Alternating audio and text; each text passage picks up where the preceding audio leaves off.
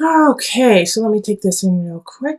We do have two people showing up in this reading in the reverse. The Page of Swords, which is often an air sign, so Aquarius, Gemini, Libra, and then also the King of Cups, who is water sign, so Cancer, Scorpio, Pisces energy, and they're both in the reverse and they're right next to each other. So I get this feeling like they may be working together against you, or they may be working together and you're like a third party to them. So it could be in relationship. You could be the person on the side and you don't know it, or but more so like the Page of Swords energy is young, is very young. So this could be a child, and then the King of Cups, an adult. So you could be seeing somebody who has a child, or it could be your partner if you have a child with them. But also, I do see this dynamic at work where it's like you're working with someone maybe over a project you adore, or you are working with a project with two other people, and they see eye to eye, but you don't see eye to eye with either of them. And the thing is they're in the reverse, so they're not working in their highest energy. They're actually working kind of in a conniving, deceitful way. Like the Page of Swords,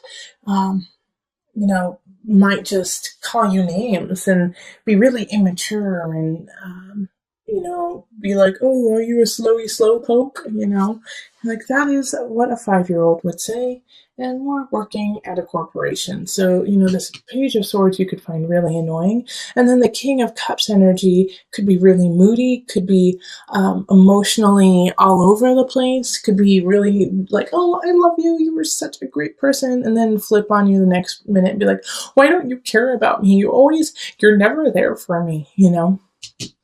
Yeah, the King of Cups, they're moody people. They're very, very moody, and they don't, the thing is a lot of times they don't see it and they don't get it that they're being moody because they're just kind of ebbing and flowing with the tides of their emotion. But the reason why these two are the first thing I focused on is just what is around them, what is around them here. We have Death, Three of Pentacles reversed, the World, and Six of Cups. And so you're going to have to make some decisions. You're going to have to make some decisions on how much influence they have in your life, how much influence they're going to have in your future, and if what they have to say really reflects who you are. Okay, Three of Pentacles. They could be saying some really vicious things about you, about like your work, and they're not true. But are you going to take that in? Are you going to take that in as truth and then move on with that? Or are you going to put up a boundary, between you and these people who are not working in your best interest? And you have choices there because they're going to give you some chances to get out of that situation or to lessen your interaction with them. And it's going to be up to you to jump on that. Instead of, I do feel like some Sagittarius people are going to feel like they have something to prove, like they can handle these two. And so they're going to be like, no, I'm not stepping out. I'm going to, you Sagittarius, you guys are going to, try to puff up your feathers and be like, I'm not stepping down. But is this worth it? Because with the Death card here, it's like, that's not in your best interest. This is a Scorpio card. This is a Pluto card. Death being here is like, yeah, no, look a little deeper. Like, this is not what it's truly on the surface. Even though you're working with them and maybe you can make a lot of money, even a bonus or whatever, look underneath that and see it for the truth that this is just a little immature baby and that this is an overgrown baby.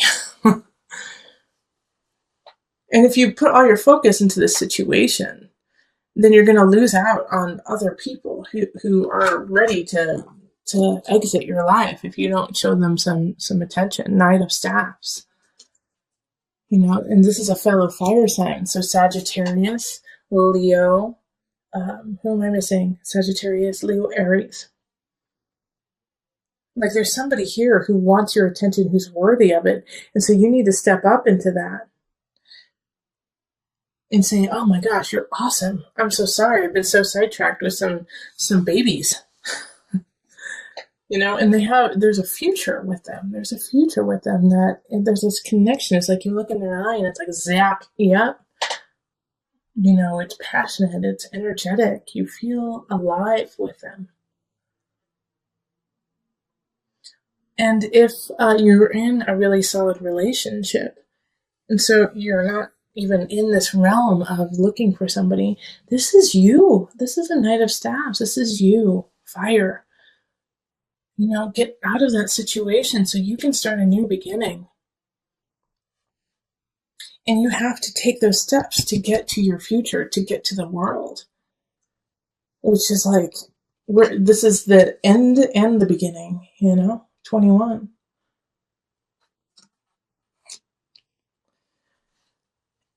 And I love that the world right here is linked with the Wheel of Fortune, okay? Like you have to see the Knight of Staves is turning their back on all of this. Turning their back on what is happening here with this malarkey, with these two people. And going off on their own adventure. You have to let this die. Okay? So that you can come down to the Wheel of Fortune. So that you can come down to your Jupiter, your expansion. We also have the Three of Cups, and this is linked to the World and Wheel of Fortune, and also the Three of Pentacles too. And I can totally see why it's linked here, because you have to, once again, create that boundary, because they're going to try to sway you out of your future, these two people. They're going to say, no, you can't do it. You're not worth it. You need us. You need us to be successful. And you can't take that in. You have to let that go in order to get to your joy and your Wheel of Fortune and your celebration. And I do want to put a spin on this too, that it's not just work. I do feel like for a lot of you guys that it's going to be in a work situation, but this could be in a family dynamic. Like this could be sisters, a sister and brother. This could be mother, father, who are just breathing down your neck on what you need to be and who you need to be and what you need to do. So just pay attention to if you start to feel smaller, if you start to feel like, well, I can't do it. No, I'm not good enough. Figure out, take stock in that and be like, where did that come from?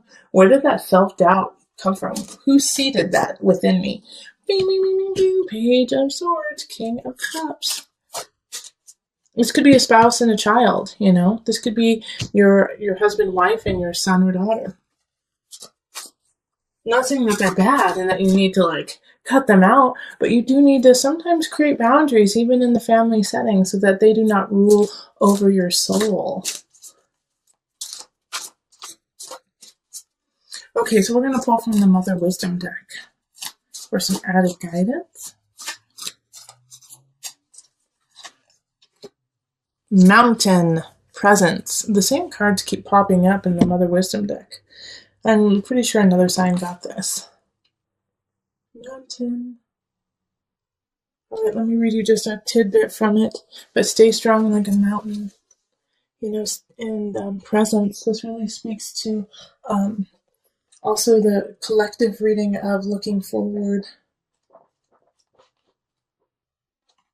Children live like the Buddha. For them, the present moment is the only moment. They embrace what life offers breath by breath. One moment a child may be awash in tears and the next chasing a butterfly. With each experience of the present, we too have the opportunity to be more fully alive. Where are you in the here and now? Are you worrying about a note that came home from your son, or have you escaped into a fantasy of another kind of life? If so, Mountain asks that you return to the present. Presence gives us a much-needed still point. Shifting seasons and fleeting lives circle Mountain's immovable mass. Her sure center serves as a world axis connecting the earthly plane to the heavenly realm. Around the world, mountains inspire worship and demand mindfulness. When you draw this card, let presence become your practice. The ascent of mountain's steep slope serves as a walking meditation.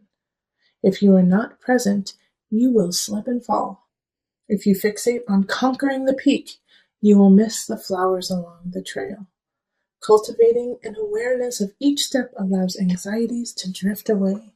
By the time you reach the top, a rarefied silence will quell any lingering agitation. Poised between heaven and earth, this is the best place to fall in love with presence, your own divine beingness that exists only in the now. Okay, but we have the Queen of Pentacles, and they're, the center of the remainder of November. So this is an Earth sign, Virgo, Taurus, Capricorn energy.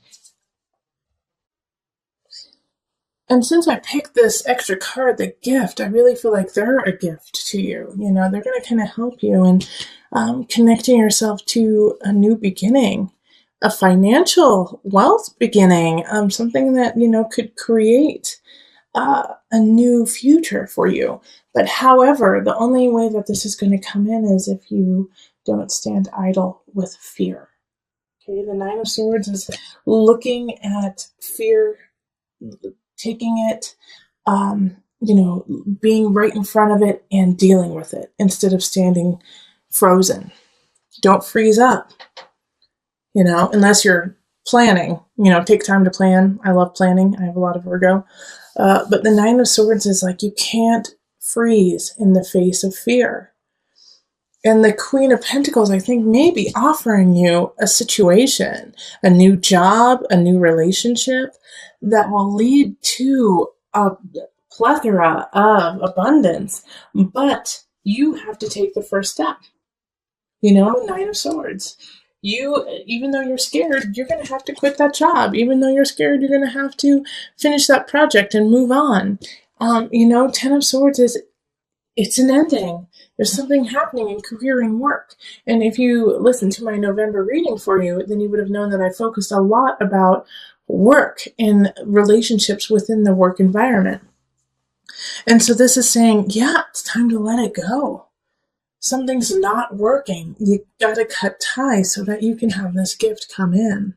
And I know it's going to be hard because in relationship, there's some people who don't have your back, who are not like, okay, follow your heart, follow your dream, go for it. They're like, why the hell would you leave such a good job? You've got benefits. It's 9 to 5. It's easy to do. Why would you leave it? You're throwing away a good situation. And, there's always going to be somebody who's against you. There's always going to be somebody who's against what you believe and what you need to happen in your life. Now, with this, though, as you are leaving, this is the Virgo in me talking to you, and maybe I am your Queen of Pentacles right now, like, go for it. However, make a plan. However, when you leave, don't leave willy-nilly and be like, oh, I'm just going to leave it. Come 100% up to Source. Source gave you a body. Source gave you a mind. Source gave you a heart and intellect. Use it. Okay? When people say, it does kind of drive me crazy when people are like, I'm just going to leave it up to God. If this is your life and God gave you this beautiful vessel and gave you this beautiful heart and this beautiful mind and this beautiful spirit, how dare you not use it? How dare you stand idly by and just be almost passive, be, I hate to say it, lazy? God didn't give you this vessel to sit around. God gave you this vessel to make a change, make a positive shift for you and around everyone around you. So don't slap God in the face by saying, I leave it to you. I'm not going to do anything. No, step up. Listen to your heart. I always say that. Listen to your spirit. Let God guide you into action. Okay? That is so important. That's why this gift is popping up. You have been given this gift of you, this gift of being. What are you going to do with it? Because you have a new beginning happening, but if you're too scared to look it in the face and actually take the first step forward, it will be taken away from you. All right, so let's call on the angel cards just to wrap it up and bring it all together. Archangel Michael. Yeah. All right. You're working very closely with this powerful archangel who's protecting and guiding you through this situation. You have guidance, you have protection. Go for it, Sagittarius.